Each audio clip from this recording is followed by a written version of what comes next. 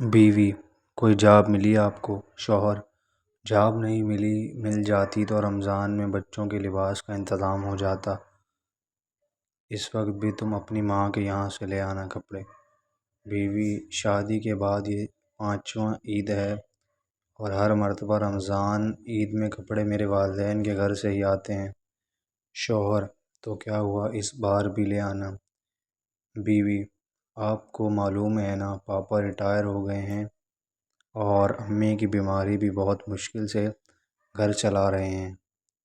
شوہر: تمہارا بھائی بھی تو بہت رئیس آدمی ہے، اسے کہو نا۔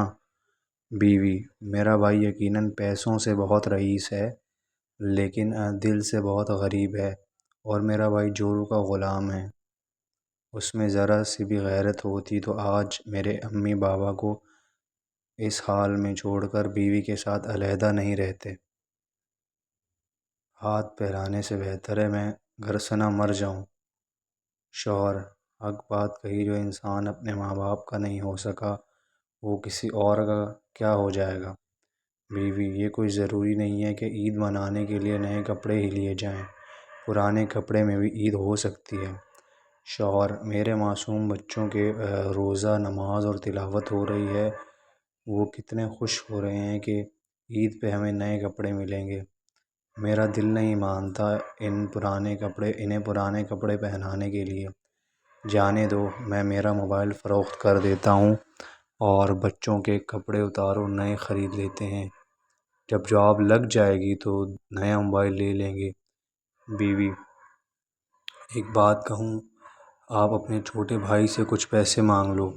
شوہر: وہ نہیں دے گا، الٹا اپنی بیوی کے سامنے 4 باتیں سنا کر ذلیل و رسوا کر دے گا، بے وجہ عزت چلی جائے گی۔ دونوں میاں بیوی روزے سے تھے، دونوں نے ایک دوسرے کی طرف بے بسی سے دیکھا اور آنکھوں میں آنسو جاری ہو گئے۔ لمحہ فکریہ یہ ہم مسلمانوں کے 100 میں سے 40 گھروں کی یہی کہانی ہے۔ غیرت کے مارے کسی کے آگے ہاتھ نہیں پھیلاتے۔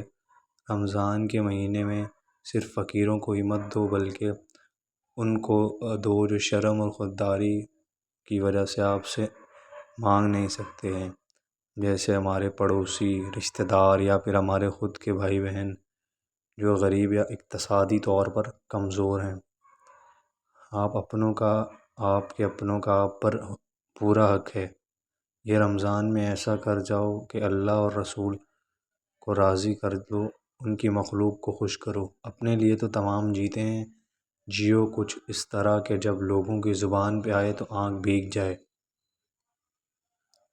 اگر آپ کو یہ ویڈیو پسند آئی ہے تو چینل کو سبسکرائب کر لیں تاکہ اس طرح کی مزید سٹوریز آپ تک ٹائم ٹو ٹائم پہنچتی رہیں۔